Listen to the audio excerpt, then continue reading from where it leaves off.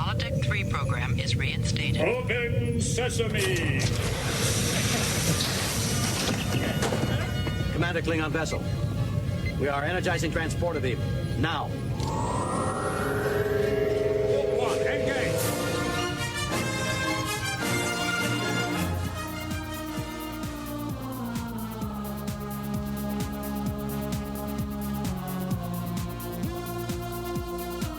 All right, hello, welcome everyone to Star Trek from the Holodeck. We are here today to discuss the penultimate episode of Star Trek Picard, because this is the Picard edition.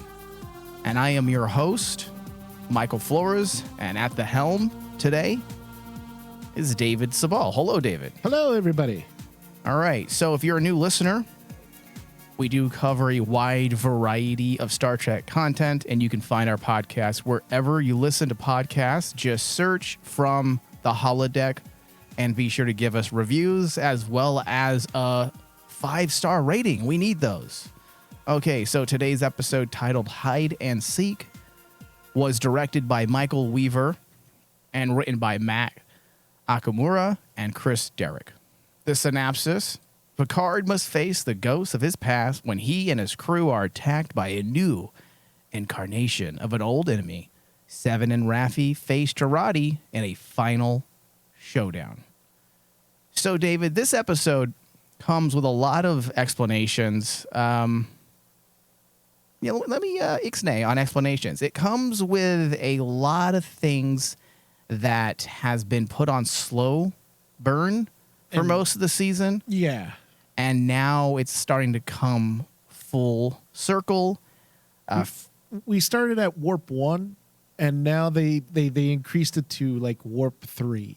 That's it, Dave? Warp factor 3. That's it. Well, you don't want to shake the ship apart, Mike. Don't shake it apart. Remember, I told you that this series was built like a house of cards. It could shake apart any David, time. there is no ship, so what are you talking about? The only ship we did have in this series just got jacked by the Borg. I was laughing. I was kind of giggling at that. There goes our last ship. It was the last ship. What are they going to do now? Drive back to the future? Yes, They're going to that's find what- Dr. Emmett Brown and hopefully... I have a gut feeling I know what's going to happen. I know what's going to happen. Listen, David, normally I would say shut up with your theories because you are never right. But you know what? You've been right more than I have More than anything over the last 2 years. I don't know if that's a good thing either. No, David, it's not. That's a good. Because you have bad ideas I sometimes. have bad ideas. Okay, so this episode was an effective episode. Not perfect, but it did the job that needed to be done. It added to Seven's legacy in a very meaningful way.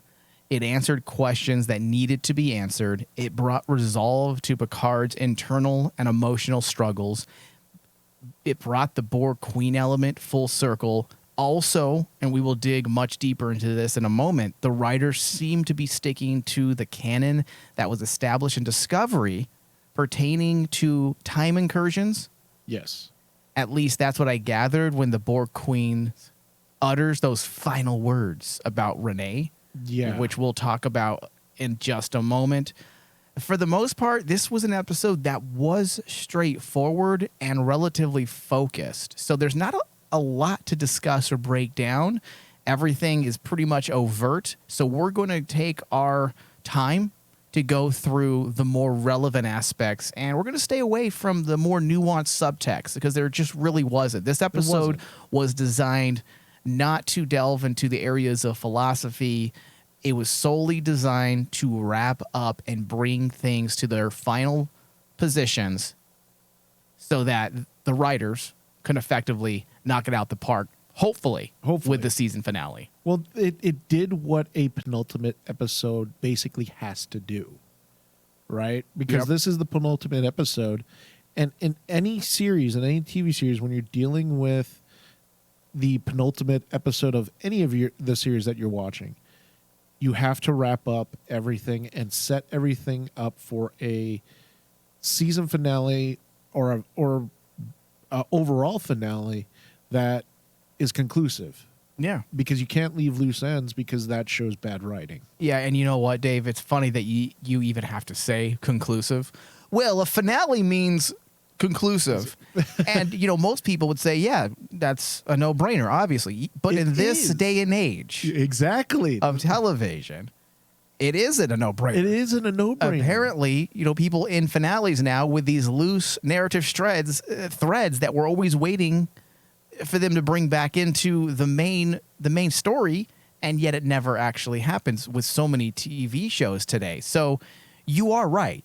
And it does feel like that is what they're trying to do. And that's another reason that I feel confident with the overall upcoming finale for Star Trek Picard, because the proper strategy that you would use for a penultimate episode, it was utilized. It was utilized. I mean, the thing is like, if we are going to compare Picard season 2 to season 1, season 1's penultimate episode was they were pulling answers out of their ass.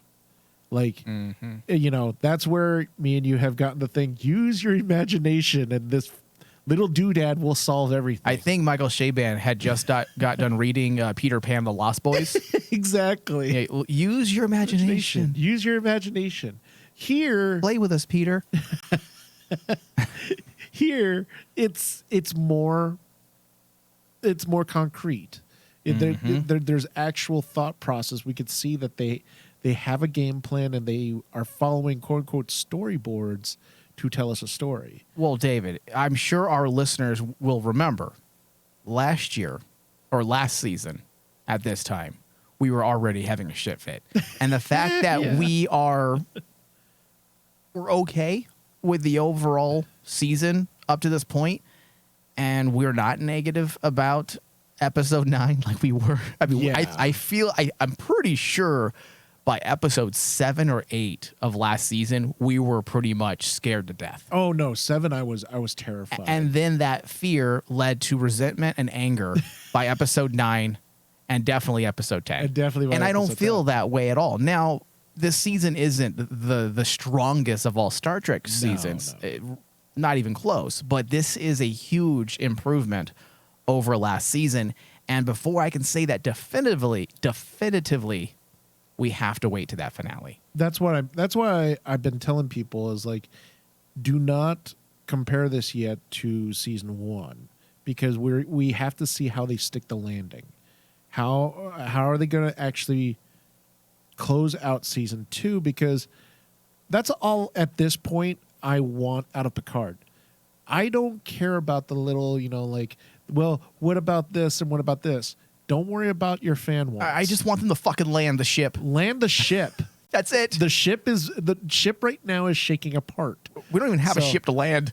Exactly. Just land the ship. Make sure that I can land safely and not break my neck. Yeah. That's all we can hope for. That's all I can hope for at this point. And it's this is something that I mentioned in the past episode where we were talking about the last episode. Season 2 had to start off on a bad foot bad ground, because season 1 was so bad. Season 2 had to make up for mistakes of season 1, and not only that, they had to establish their own season. They also had to play against the expectations, because a lot of people just assumed this season was going to be more of the same. And fortunately, it was not. Yeah. And I understand that there's a lot of Star Trek trolls out there that are still unhappy. But the thing I would tell them is, like, look at the writing. The writing is better than season 1, but wait for your ultimate, you know, sledgehammer banhammer till you get the final product. Yeah. I want to see them stick the landing. Yeah. Now, David, let's jump into this whole Borg Queen scenario here, because it does appear that you were in. I think we can say you are, not appear. You are correct. I am stunned that this happened, Mike. You are, in fact, correct with your assessment of the Borg Queen situation. Yeah. Your conjecture paid off. Jurati was able to break through and take control in the same way that the Borg Queen was growing stronger. Exactly. And that's how we ultimately were given this new hybrid Borg Queen. And I thought that was an interesting aspect, the way they described the endorphins and dopamine and how that allowed the Borg Queen to essentially manipulate Jurati, but then it worked in Jurati's favor. Exactly. Because she found a way in to the most closed off areas of this Borg Queen.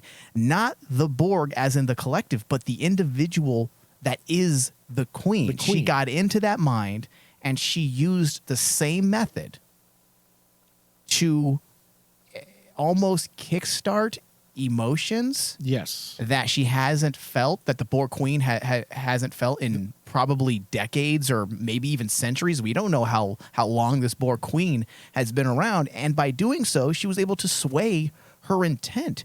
Jurati appealed to the individual within the Borg Queen. That part was very unique and interesting. It was, because it's kind of like, and it made sense how they explained it, is because she found a way to get through to the Borg Queen, because these are emotions and feelings the Borg Queen is not familiar with anymore. Yeah. She let go of those emotions apparently like thousands of years ago. So those don't register to her. Or they're just locked off. Or blocked off. Or repressed. Yeah, repressed. That's probably the better way of putting it, is yeah. they're repressed. And Jurati was willing, because, and now this is where I basically go, that's why they needed to use Jurati instead of Seven. Yeah, because we had said that, because your theory has always been intriguing. And yes, there are aspects that I feel would have worked better with Seven. But at the end of the day, I don't think there's a Star Trek fan out there that wants this to be Seven's fate. Yeah, or even like, I don't think Seven has the emotional connection to do what Jurati did, because Jurati is highly emotional. She does. I mean, look what happened in the last season. That's what I thought was impressive about this moment, was like, it took everything that we hated about Jurati and turned it on its head and said, it's those moments, killing the man that she loves, her seeing all her friends die, seeing the great calamity that was shown on her and how it affected her mind, was able to basically be her weapon at this point against the Borg, because the Borg don't know those type of feelings. They don't know about regret. They don't know about guilt. Yeah. Jurati knows that in spades. Seven doesn't. I don't think that basically, if we look at Seven as a character, she would have the same emotional. She did. In Voyager, she also suffered from similar things, but the difference is that the reason why Seven experienced those issues was because she had never experienced anything else. Yes. Jurati has experienced things, and she still finds herself lonely. And based on what the Borg Queen told her, that in every universe, she is the exact same person. She is alone. And that's probably the reason why Jurati decided to grab this destiny of hers and run with it. Because because once she was inside the Borg Queen's mind, she realized that the Borg Queen is telling the truth. Yeah. If every universe where I exist and I'm the exact same fucking person, alone and just, miserable, then this is the next best thing. Let me find my purpose in being alone and then joining a collective. Exactly. So, and we've seen all this before when Borg have been separated from the collective. It's easier to appeal to their lost humanity. We saw that in Next Generation with Hugh. We saw it in Voyager. If you remember, there was an entire planet of Borg that had broken from the collective, and they had eventually rediscovered the individuality. So it is there. We know that, and I'm saying humanity as a bit of a catch-all, because as we know, the Borg assimilate all species.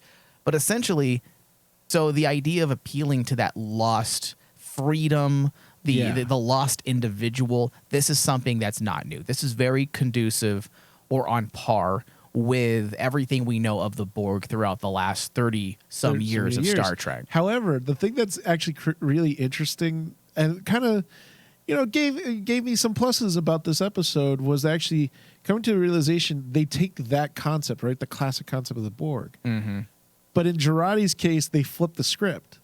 Here's this person that needs to be part of a collective, wants to work with people, and wants to find something to answer her misery, right? Because if throughout all the galaxies and all the multiverses that the Borg Queen has seen, and Girardi seems alone, now you have an individual who doesn't want to be alone. She wants to help people. She wants to become part of the collective. Well, she realizes, right, that that she has the ability to do something different with the Borg.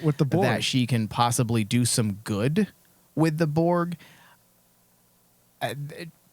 I'm interested to see what they do with the Borg moving forward, because there are a lot of questions. Oh, yeah. Because if we are to believe that this is some type of causal loop, which already, Dave, I'm pretty sure that theory, the theory of mind pertaining to the paradox, I'm pretty sure that's also going to be proven true, because that's exactly what we were given with Girardi. So through your theory being proven correct, I would assume that my theory has also been proven correct, because the Borg Queen could not have existed as she did in episode 1 of this season unless all of this had already happened before or needed to happen. Exactly. So I do like that, but we do need to finesse it a bit. We do need to flesh out that idea just a bit more to make sure it's clear. And that's why I double down on the thing that we need to see the finale.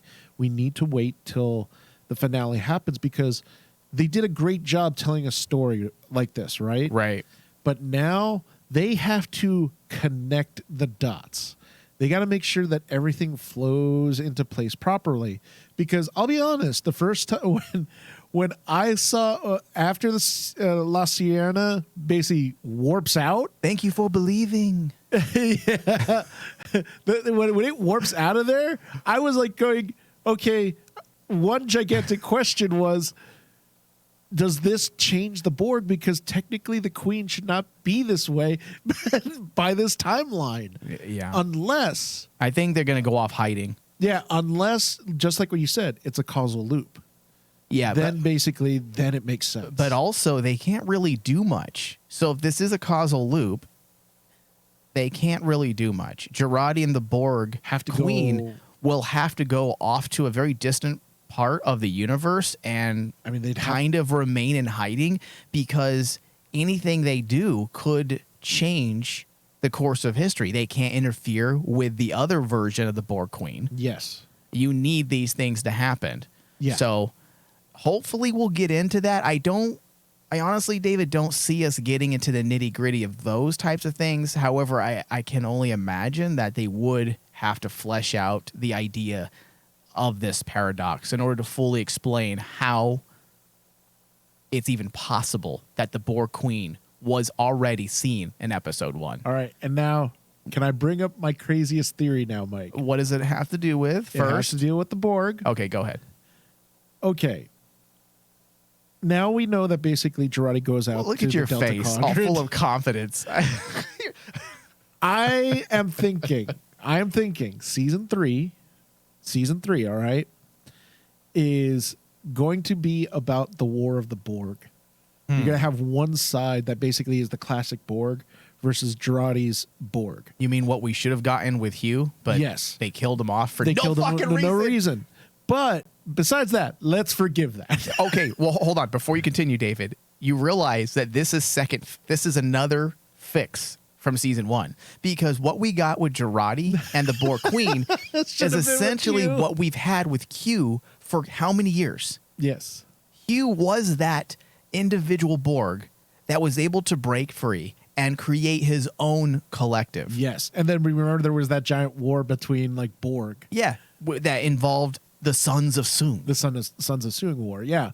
But that's what I'm thinking, because the one thing that is still in my brain, Mike, is the very beginning in episode 1. Mm-hmm. What is Girardi saying? Because obviously we know it's Girardi giving that message to call Picard, right? What does she say? Picard, save us. I don't remember what she said. I just thought they wanted to join the. No, the message was save us.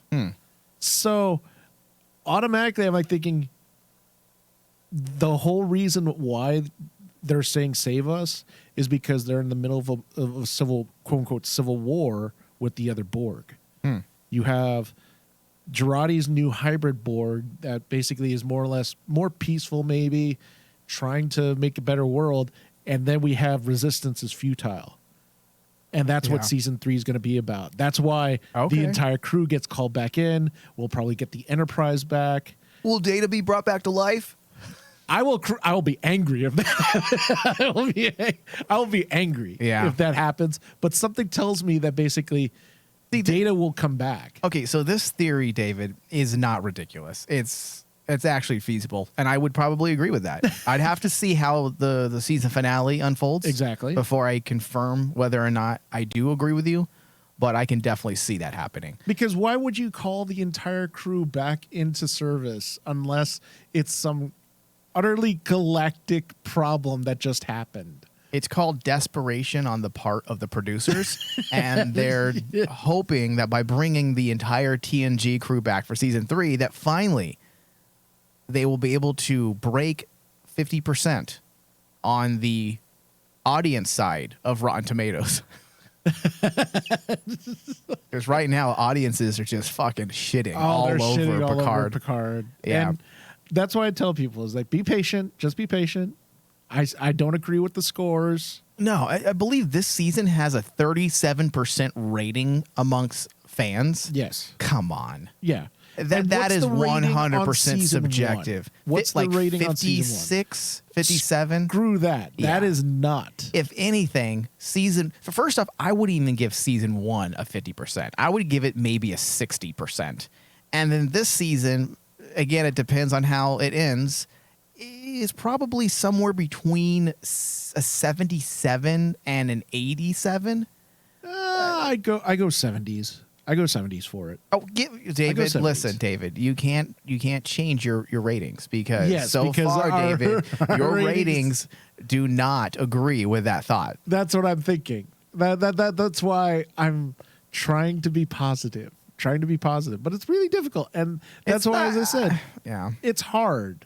It's hard. It's hard when you are very passionate about something, as we are with Star Trek, and same thing with the other listeners that feel so angry and they feel the need to give the show a 30% on Rotten Tomatoes. I understand the passions involved. I mean, many of us have grown up with this, but we also need to quit being so subjective and look at things a little more objectively, which is what I try to do every single discussion we do. Yeah. All right, so David, at the end of the day, getting back to the Borg Queen stuff, emotions wins the day. The human condition defeats the callous Borg efficiency. And I thought that was very fitting because human existence and the what and how we experience existence is what defeated the Borg Queen. Girardi was able to dig deep into the Borg Queen's own dark places, and within her mind, she found that she's similar to her. And that is why, just to sum up this entire part, I really liked the Girardi and Borg stuff because it wasn't about a knockdown, drag-out phaser fight with the Borg Queen. This was more nuanced. This was psychological. This was using the idea of Gene Roddenberry's, which, believe it or not, isn't just about optimism. People think that the moment you get into darker areas, they have thrown out optimism, and this is going against everything Gene Roddenberry had wanted. But also, Gene Roddenberry was about exploring the human condition and how the best of us will use the foundations of the human condition to win the day, which ultimately does what? Leads to optimism. Yeah. So I like that part. And also, David,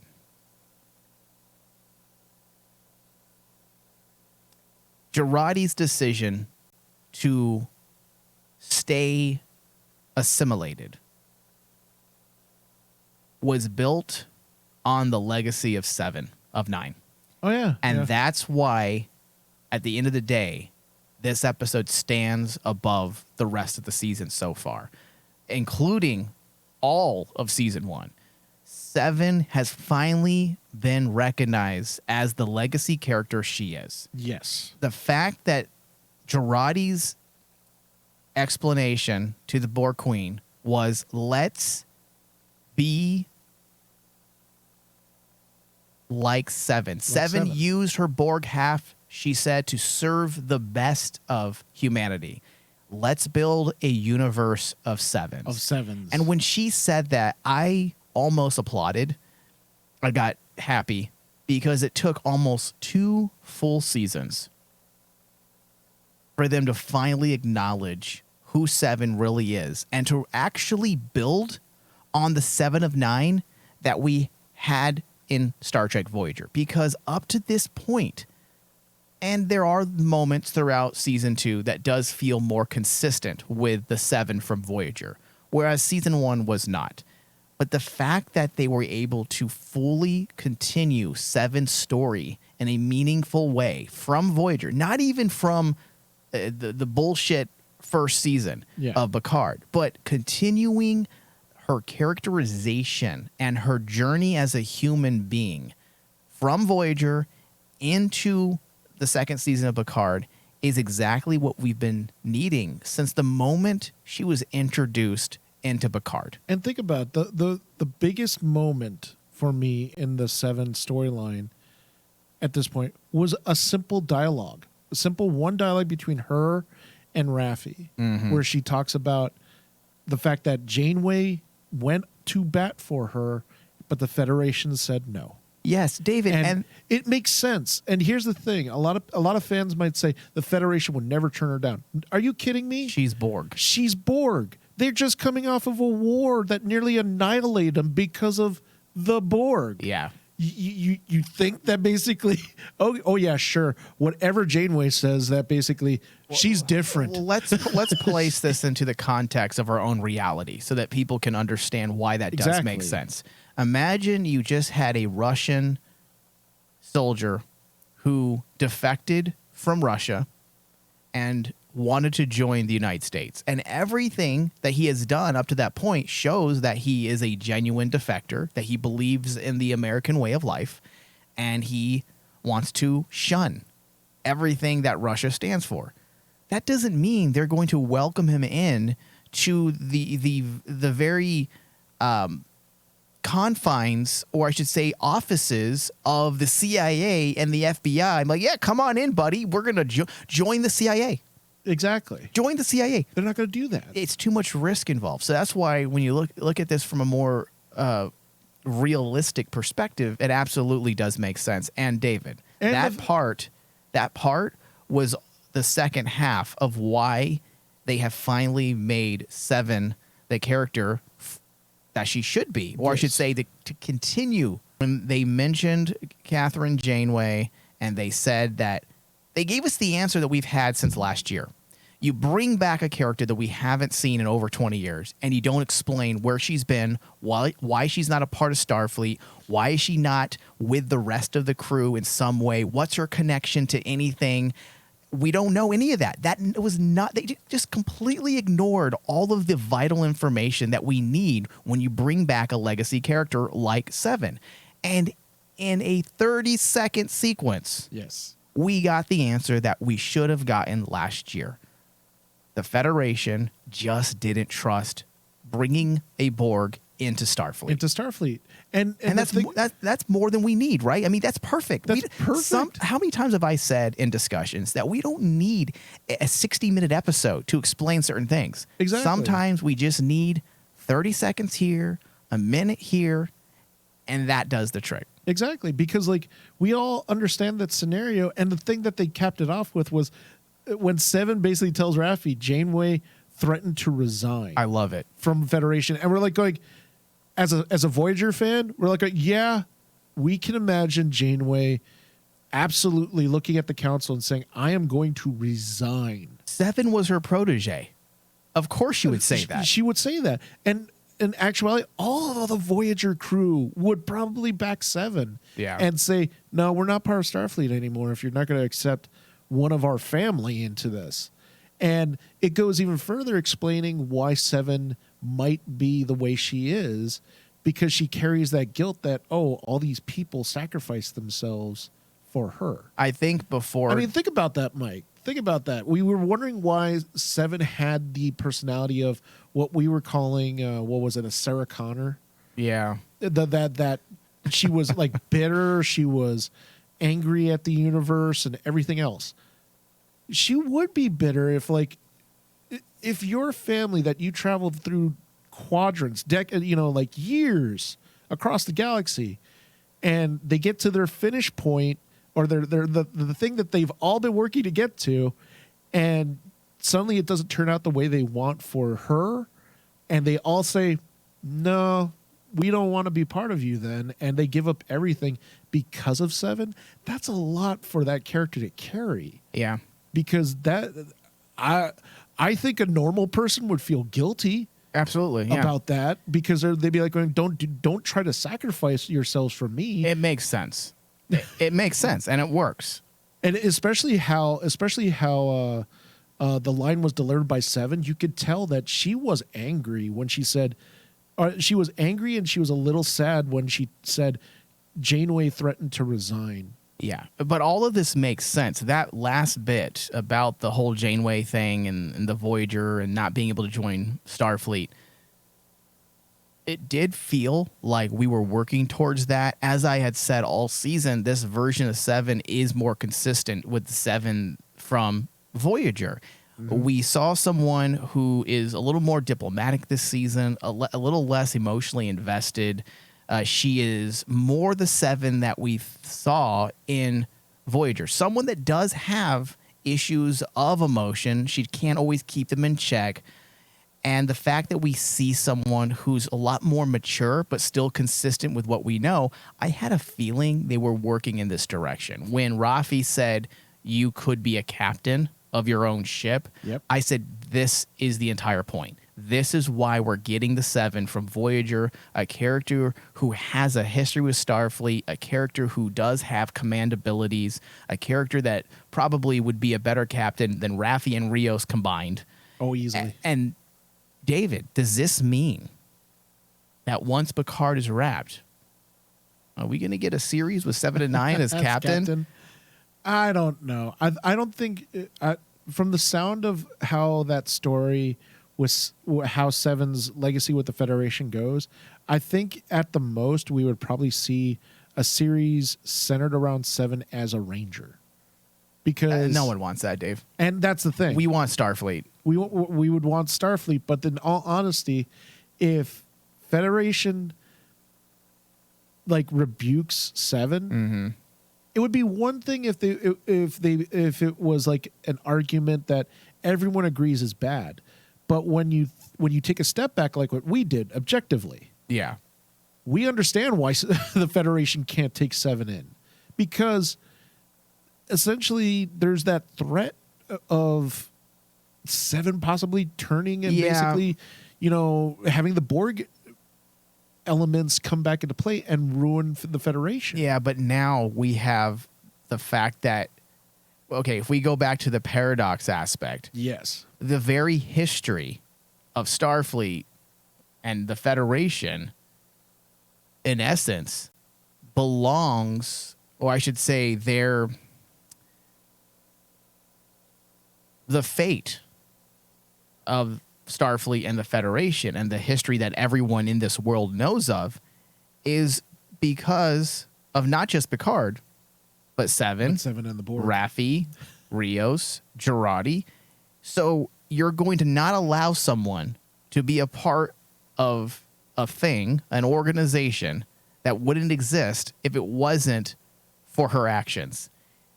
Because if this series ends up being what I've been saying all season, that in order to have the future that we have all been privy to for the past 50 years, Starfleet, the Federation, the enlightenment of humanity, then all of this that we're watching right now had to happen. So how can you turn away someone who secured your very future. Your very existence. Yes, not even your future, your very existence. Your very existence. Yeah. That is a very good question, and it's. I think in a series it could be really compelling storylines, but again, we're assuming that in the right writing hands they can do this, Mike. Listen, it can be done. It can be done. I'm not one of those fans that thinks everything should be a spinoff, but if down the road we get another series that takes place in the 23rd century, 24th century, then why not have? It doesn't need to be just 7 of 9. I mean, we can have a Star Trek series that's more like Deep Space Nine, where it wasn't just exclusive to a space station. It included Romulans and Klingons and Dominions and it dealt with Cardassians. Aspects. Yeah, so if they were to do a series like that, where you have numerous starships, Girardi, Rios, Raffi, and then whatever villains and new characters they want to introduce, that would also work as well. Yeah. Okay, so we do need to move on. Girardi hiding a code in the emergency combat hologram. Now, Okay. David, and you, and I'm only going to say this right now before I get into this, because I want to make sure everyone knows that I am by no means a Star Trek technological guru. Yes. Okay. I am a rabid Star Trek fan that remembers probably 90% of what I've watched over the years. Yes. And when it comes to story, ask me a question and I'll probably be able to answer. I know all the ins and outs, the nuances of the world of Star Trek, but one thing that I've never really clinged to is all the technobabble. So I don't know exactly how everything works, but I'm pretty sure that a hologram is made of light. And it doesn't need to run. Yes. Mm-hmm. Yes. Correct me if I'm wrong. No, you're Light not cannot wrong. be injured with gunfire, a punch. No. It That's can't- why. and it definitely can't be assimilated. Light cannot be assimilated. That's why. that would be I think pretty impossible. In fact, let's say in the world of Star Trek you can assimilate light, let's just say. But you can't, because it's already been established in Star Trek First Contact when the actor that played Neelix was a guest star in the holodeck when Picard tried to escape from the Borg. Oh, not Neelix. It was the doctor. Was it the doctor? Yeah, it was the doctor. Remember the doctor, Robert Picardo? It was both of them in that. Yeah, basically they tried that's to right. And the Borg tried to assimilate the and doctor, nothing happened. and the doctor was like going, Yeah. yes, Okay. it might cause rashes. Yes. So point is proven. You can't assimilate light. No. Now, as a Borg queen who's in control of the entire ship, Yes. again, I'm not sure how holograms are stored, but I'm pretty sure there's a holo matrix. Yes.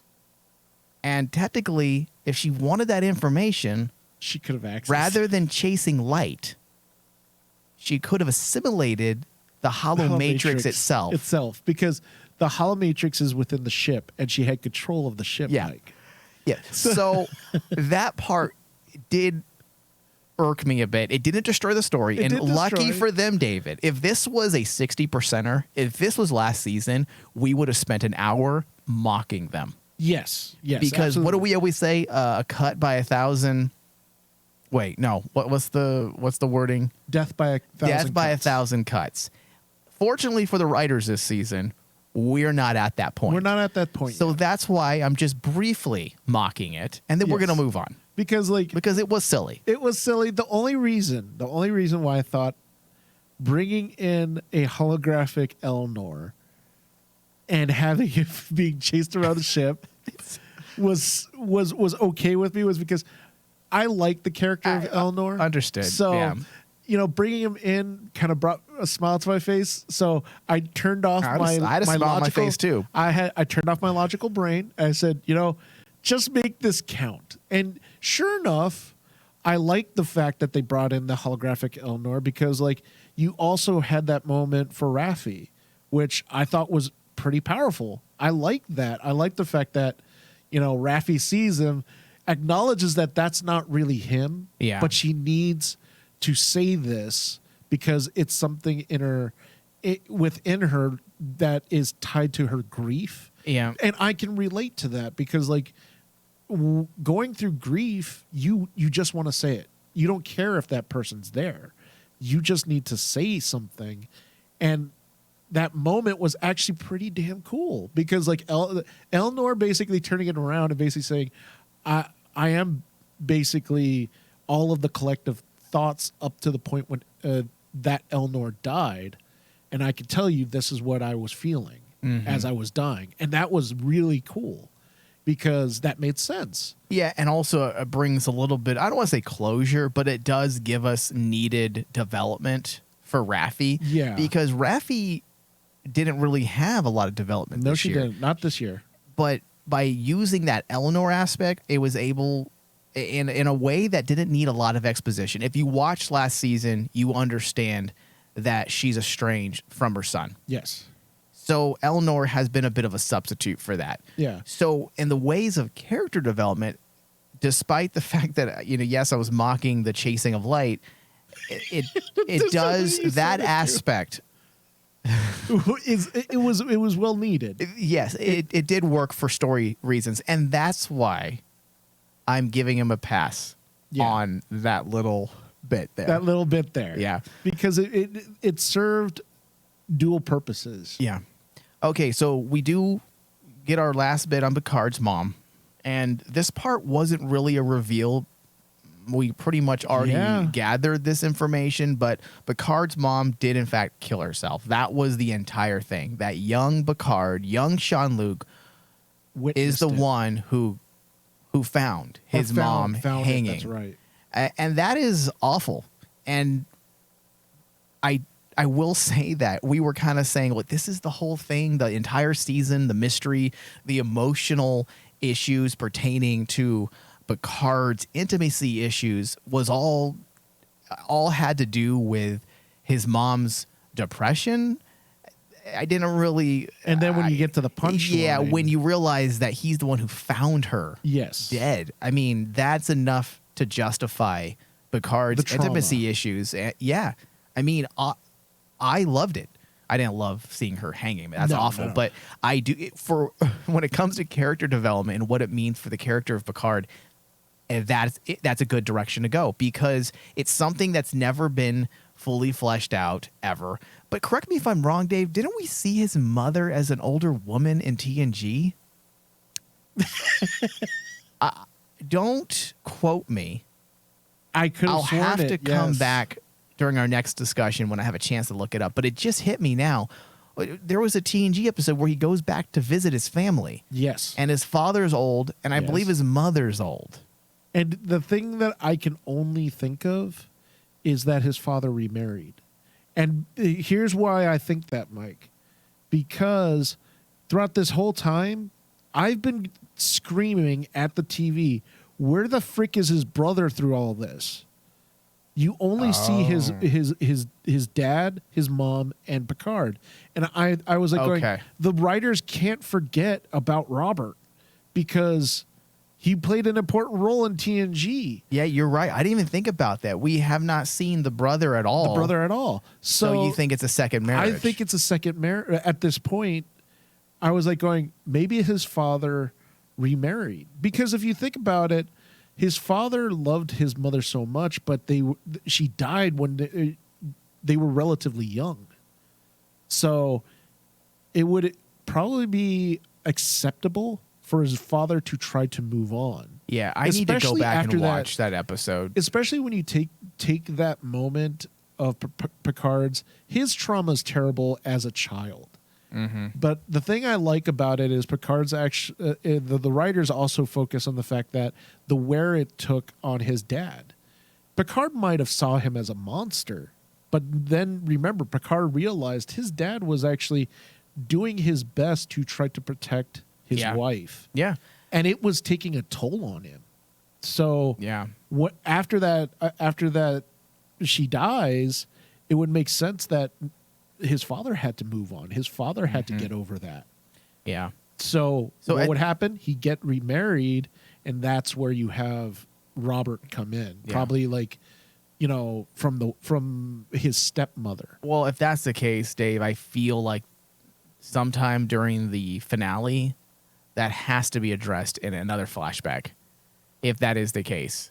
And I'll have to go back and see if, in fact, that was his mother in the TNG episode. Yeah, and that's why I said is like we can't. I'm not gonna blast this until We have the to very wait. end. We have to wait. It's one Yeah. of those stories this season where you have to see the full picture before you start. Because it's the one thing that's Flipping out. always bugged me about this is Picard's been talking about just his issues with his mom and his dad.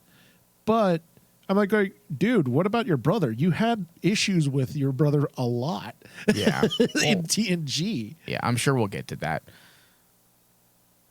So, David, the last bit here. And this may, in fact, align a few dots, or at least connect dots, and align some story elements that we have been talking about all season. The last few words that Jurati had said to the crew before she left. To succeed, there will be two Renees, one who lives and one who dies. Now, that sounds like a bit of a riddle, but I have a feeling it's a lot more straightforward. Yeah, it's a lot of foreshadowing. If you remember, in Star Trek Discovery Season 3, they did something that was needed. They finally explained how split timelines, mirror universes, alternate realities, how it all works in the world of Star Trek. And they needed to do that. It's one of my biggest complaints with Star Trek. They never really explain what the mirror universe is, and we find out in Discovery that's essentially just another alternate reality, and same thing with split timelines. They've always used different words for the exact same thing. And in Discovery, they fully explain and flesh that idea out that essentially the mirror universe, as well as the Kelvin timeline, which is the J.J. Abrams reboot Star Trek franchise, is also simply an alternate reality. So when you have a time incursion, what happens is you have a new reality that forms. That is how the Guardian of Forever explained the many alternate timelines. Yes. He, through his explanation, it explained how all of it works in the world of Star Trek. And he also said that you cannot change the past. The past. You cannot change the timeline. All you do is create an incursion, thereby creating a split, Yes. thereby creating another alternate reality. So, that being said, if you want to align with what you established last season in Discovery, technically, you're not really fixing the timeline. What you're doing is creating another split that will eventually form into the reality that you're familiar with. Yes. And then the Soong reality, where he is the god of Earth's people, that people love him, the universe that Q essentially created, that universe will continue. Yes. So when she says two Renees will exist, one who lives and one who dies, that's because they cannot fix a timeline without creating a split. So what you're going to do is create the split. That's going to be how one version of Renee survives. And then we'll have the doom and gloom timeline that Q created where Renee dies. Did you get that as well? I did think about that when they said that, is like they're trying to explain the split timeline, and I hope it's that. I don't want it to be this weird riddle that they have to figure, well, how does one Renee survive and one Renee die? Oh, I get we have to do this special thing. No. Listen, we're dealing with the exact same producers from Discovery and Picard. They're the same producers. And if they don't acknowledge the very thing that they themselves set up, sometimes we give them a pass when you're dealing with something from the Rick Berman eras from like 40 years ago. Then I understand where they might want to play, take some creative liberties. I'm not always a fan of that, but I feel like there's more wiggle room there. But when you're dealing with something that was introduced a year and a half ago and you don't abide by it in another show that's dealing with time travel, then you just fucking suck and you shouldn't be allowed to run a franchise. the thing that I'm trying to figure out is Renee, we know apparently the special thing that she does in history is she finds microbes in that prove that alien life exists, right? Actually, we don't know. We don't know what she finds. They haven't said it. They just said microbes. We don't know exactly what that means. In fact, that's why it was so weird when they mentioned, when Girardi, the Borg Queen, mentioned in the last episode to Dr. Soong that if Renee finds what she discover, if she's allowed to discover what she finds on her mission, your work will be meaningless. We still don't quite know what she finds. Okay, we heard microbes, but how do microbes completely alter the history of mankind? Mankind, yeah. Or I should say, yeah, of humankind, yeah. So we will see, David, but I'm hoping it does, in fact, lead to a split timeline type of argument. Yeah. Or it could be more conducive with the time loop paradox. That Renee will live, but then at some point she will also die. She will also die? I don't know. We'll see. I will say that has me intrigued. Okay, David. Rios, this is our last part here. I thought we were done. But Rios has been separated from the group again because he was wounded. Okay. All right. Okay. Mike, can we kill this one? David, hold on. Kill this No, hold on. If this was last season, yes, it would be death by 1,000 cuts, and we'd probably spend 40 minutes on this. Yes. Because Rios apparently can't fight when he gets a scratch. He can't fight, but he can flirt still. He can flirt with Hottie McGee, but he can't fight. He's just going to get himself killed. Oh, no. Don't forget. He can actually somehow hijack the technology while he's apparently too wounded to fight. Yeah. I don't know, David. Rios' story has been such a disappointment this season because it hasn't been a story. No, it's been nonsensical, Mike. It's nonsensical. It's silly. It serves nothing.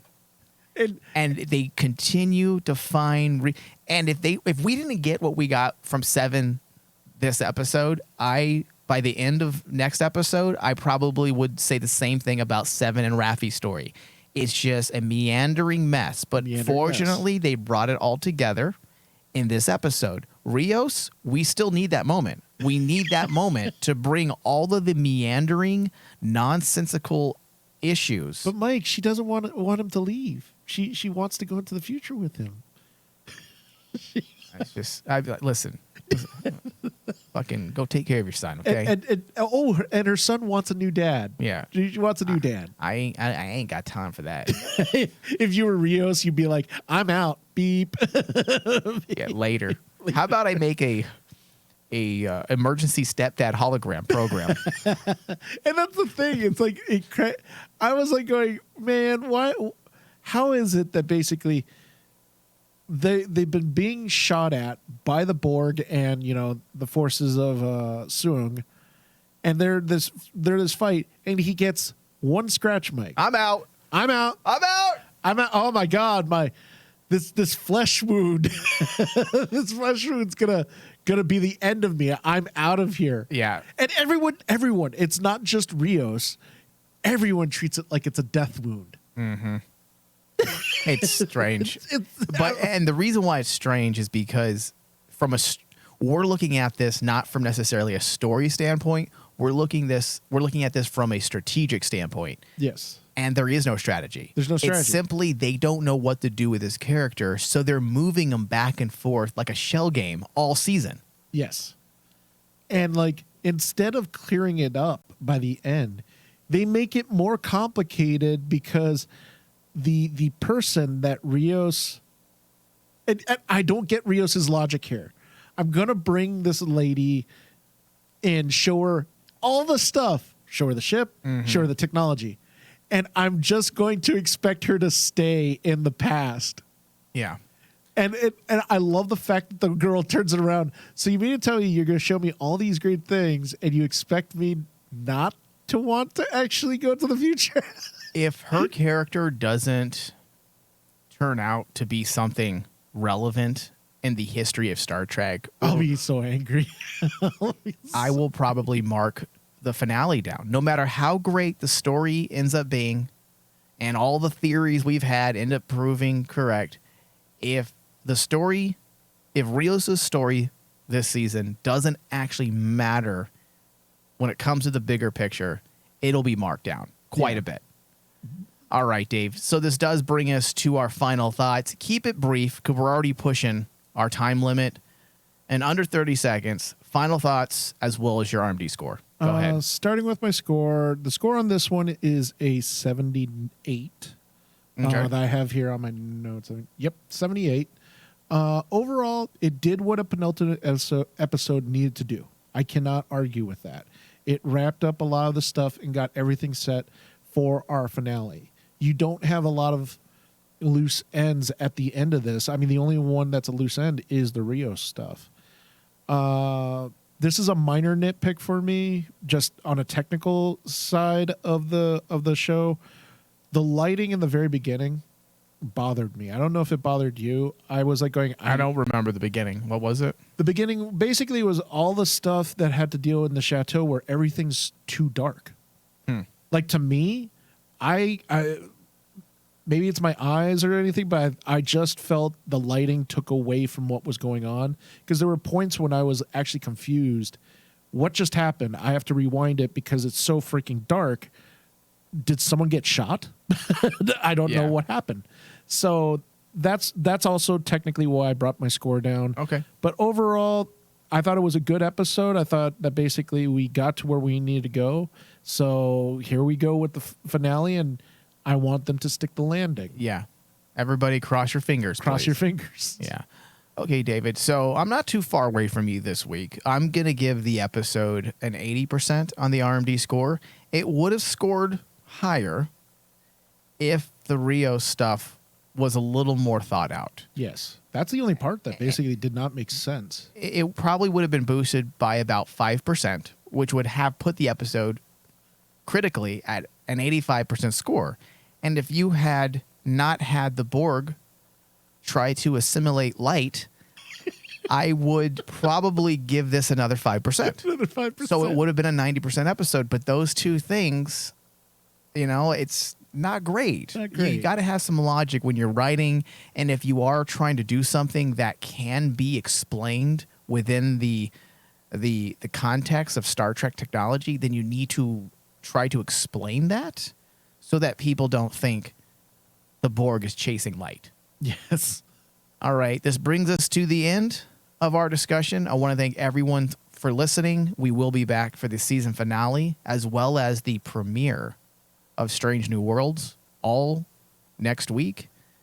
Be sure to find us on Patreon, patreon.com/RainmanDigital. If you pledge $5 or more a month, you'll gain access to all of our behind the scenes tiers, which is essentially will essentially give you access to our pre-shows that we do before every single discussion. We get into Star Trek news, some thoughts pertaining to different areas of Star Trek that we just don't have time to get into during our regular discussions.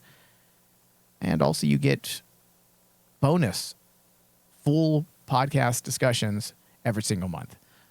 Rayman Digital. No, not Rayman Digital. Patreon.com/RaymanDigital. Thank you, David. Thank you. Live long and prosper.